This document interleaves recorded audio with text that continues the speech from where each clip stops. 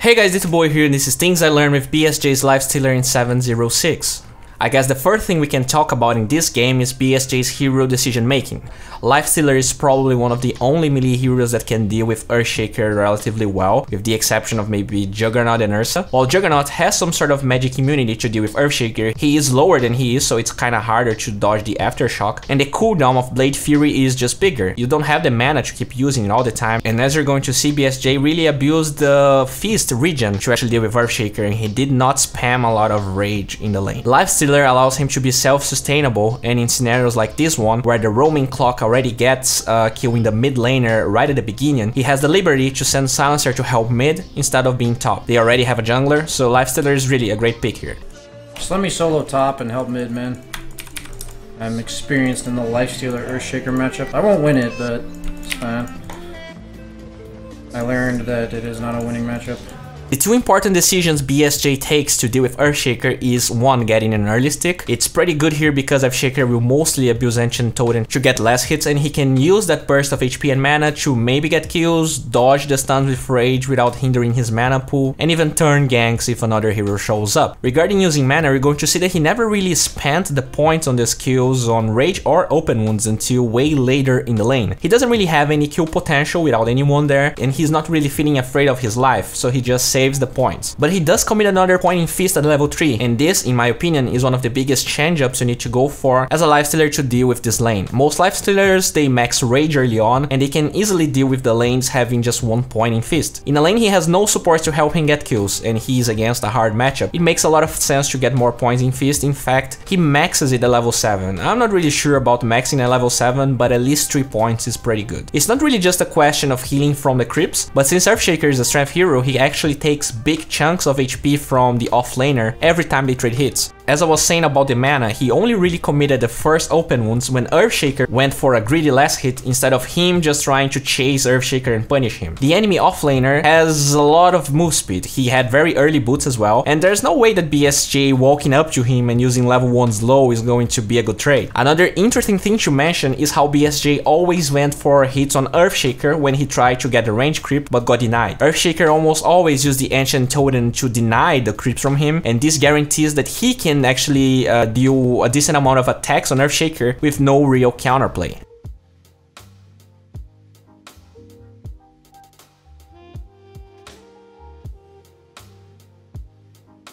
The attacks pretty much heal what he lost initially, and now he's Gucci. You can see it being done here as well. He makes sure to always at least trade 1 hit to equalize the trade a little bit. Eventually, the lanes push forward, and I like that instead of going for the usual pull, we see it being done in a different way since he was slightly late. He pulls, but he walks towards the Dire Crypts instead of his tower. Since the Dire Crypts will aggro to him, and since the Crypts are now closer to the secret shop, he can make the pull even though it was late. Pretty nice. Afterwards, when he completes Phase Boots, we can see him use the item very well in this matchup. Not only it's easier for him to sidestep the Ancient Totems, he can trade hits with Earthshaker afterwards by saving the Phase Boots cooldown. And well, I'm gonna be honest, even though BSJ dealt very well with Earthshaker in lane, his greed ends up taking the best of him. Or maybe he was just giving an edge to the enemies. I'm not really sure how the meme works. He wanted to play greedy here and secure those large creeps, but he was probably used to a bigger rage duration. But I mean, he only has level 1 here, he stays there for too long. He tried to infest the catapult, but it was blocked by Fissure. Maybe he felt like the range was slightly bigger. I feel like maybe he could have survived if he infested one of the jungle creeps, but I mean, the catapult was definitely the better target. He just could not actually infest Fucking catapult, I'm done.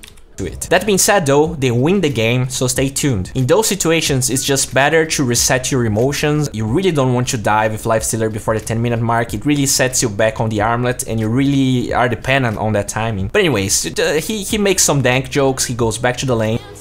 You knew exactly what was fucking coming, and I fucking let it come. That's what she said. I was actually under the impression that BSJ would try to be more aggressive towards Earthshaker when he had the full magic stick, but this was not the case. This here is the second time I saw him using open wounds on Earthshaker, and he never even committed rage afterwards. I feel like the reason for this is that he went for 4 points in Feast. If you watch closely, it does feel like he deals a lot of damage in the early hits, and that's true, because that's how Feast works. It's based on current HP instead of total HP. As Earthshaker's HP gets smaller and smaller, it's very hard to actually get get that kill. He also has only 1 point in rage, he has no armlet, he clicks on Earthshaker, he has magic stick charges as well as a fairy fire, which means this is not an easy kill by any means, especially with Earthshaker being higher level than him after that kill. One minor but relevant thing to point out here is that before 6.88 you could use a salve and walk while being ruptured without breaking the effect of the heal, and that's not true anymore. When BSJ says he's keeping the salve because of Bloodseeker, we're gonna hold on to the salve because of Bloodseeker. He is probably just talking about being detected by the passive after a hard fight or something and healing. They have an invoker, so you really want to be high on HP to not get sunstriked. With the rotation of clock going top, BSJ gives the call that Earthshaker might have blink. He might be wrong, but he would rather lose some last hits than die again. This is not a game he was ahead anyway, so he can definitely die to this 2-man rotation. Both are on the map. Earthshaker might have blink, he had a really good start. Alright. He just suddenly started missing. To interrupt it.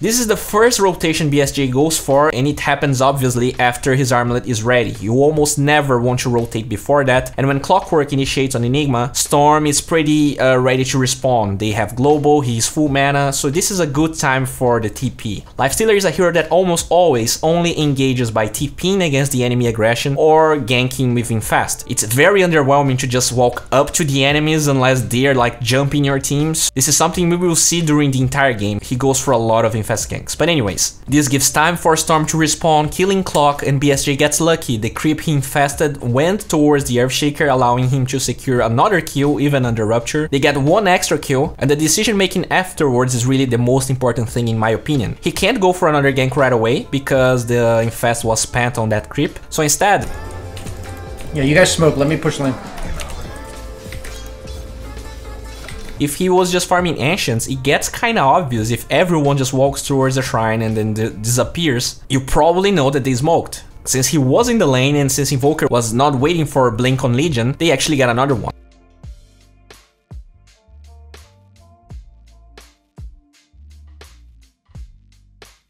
Eventually, BSJ asks Storm to infest gank with him, and again we see some nice input. A shrine.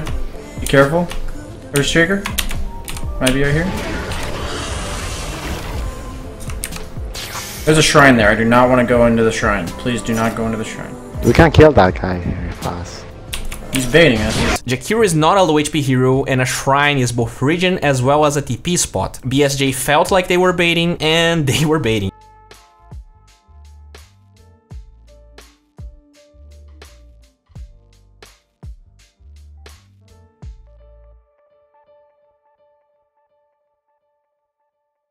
It's clear how much BSJ focuses in getting infest ganks off. Right after that last one, I can feel a lot of players just, okay, those infest ganks are not working, I'm just gonna farm my Desolator and then we go again. But he goes for another one with Legion. It works out since all the Radiant heroes were pushing top, and it's also worth mentioning how he uses his skills. He abuses dual duration to only use Rage, and then he has open wounds to keep chasing the Jakiro.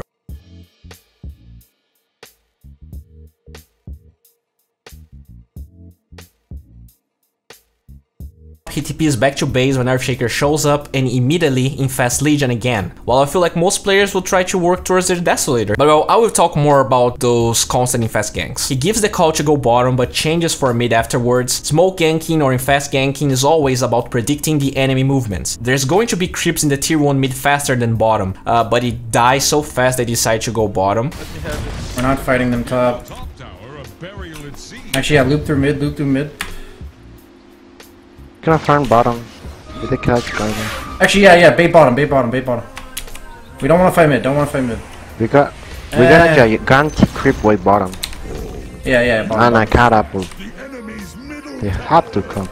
And thanks to their selfless Spanish silencer, they are able to get a kill even though they were not really there when he was baiting, and it took them some time, but they do get it. I feel like a big part of BSJ focusing so much in using fast ganks is that for most of the time he had to commit to TPs, be it defending mid or after respawning that shrine fight, and he doesn't really feel safe farming on his own because he has no rage TP for rupture, and also because in this game there's a clockwork that can cancel the rage TP. Let's not forget about the instant initiation of Earthshaker. He got a very early blink, so he will not be farming towards his blink dagger, he will be searching for him during the entire time. And well, right after that kill he goes for another in fast gank since he spent so much time inside Legion. As far as the Lifestealer replays I watched recently, in fast ganking is common, but BSJ is really going for one after the other, and this is why I really feel he probably took some of the things I said in consideration.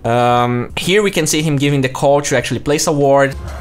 Here. Just wait for duel. We have duel again. Let me infest you. Let's go again. Let's go again. No, they're not gonna expect this. They're not gonna expect this. Go back. Go back. Go back. Yeah, I do. We need to have a ward. We need a ward.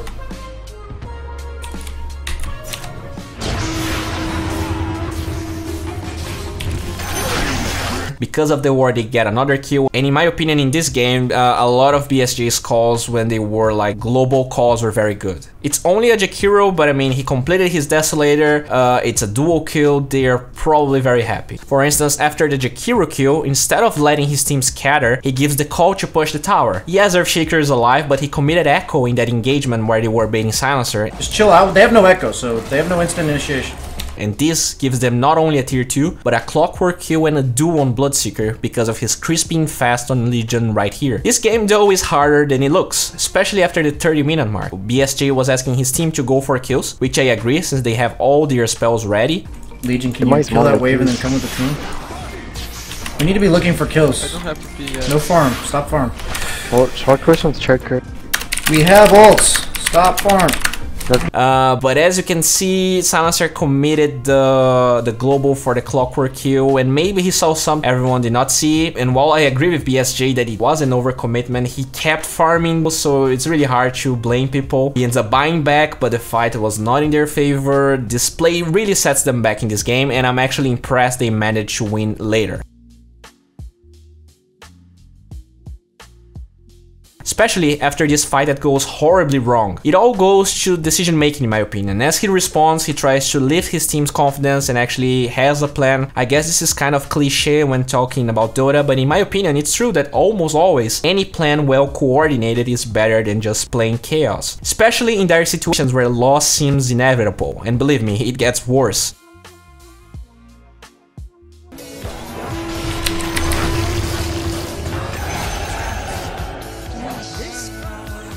Job.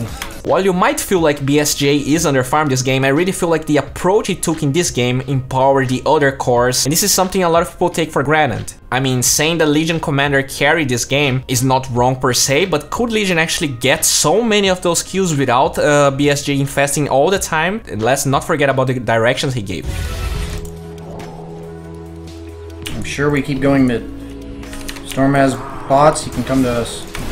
First of all, Storm starts fighting Earthshaker top, and he reiterates that his team should keep marching mid, remembering everyone that Storm has bots. Also, Legion at the end of this game has a lot of damage, and a good part of it, as I said, is Lifestealer enforcing the early ganks and going for Legion, but BSJ goes even further and gives another nice input. He says that Legion should go in front, with the combined effect of Dazzle, Assault Cuirass, and Legion's passive being triggered all the time by those creeps, they can take the tier 3 and force 2 buybacks. Not only that, Legion re-engages here, they take extra casualties, and pay attention how BSJ uses the creeps around him to regen some HP. I mean, let's be honest here, BSJ was ruptured pretty much every single fight. Another thing BSJ made sure to emphasize in this game is the importance of the tier 2 bottom. When you're down 2 lanes of barracks, it's very easy for the enemy team to just win the game via split pushing, even if you keep that particular lane pushed. So that's nice to keep in mind. We can't lose tier 2 bottom, we can't lose that. This is one of the final fights from the game. They only won because BSJ was giving them an edge, and even then BSJ prevails. He asks Legion to drop him in the tower so he could deliver 3 hits with rage, and then go back safely since they have pressed the attack. Just blink me onto the tower and run. Oh my god, backdoor. But well, the creeps from the dire side were not close enough to the tower, Invoker was there, and even Storm dives in to give the edge to the Radiant side. But this was their plan the entire time. This allows a great black hole, and he heals with cheese here and they're fine.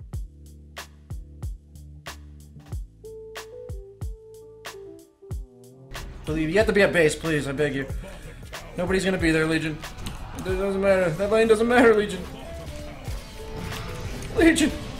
Legion!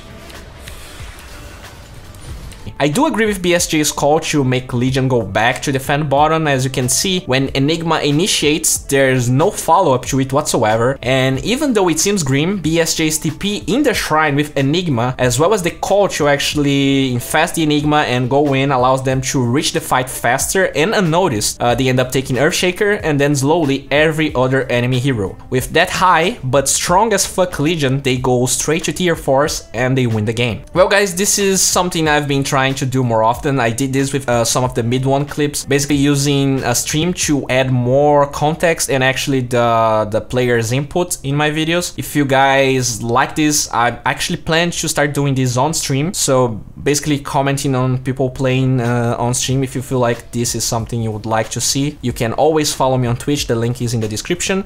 And well, Pugna is a platform where you can learn from people like Chessie, Fogged, Monib, Waga, and get better at the game. They have now great content on the new patch. You can also access the extended version there. Link is also in the description.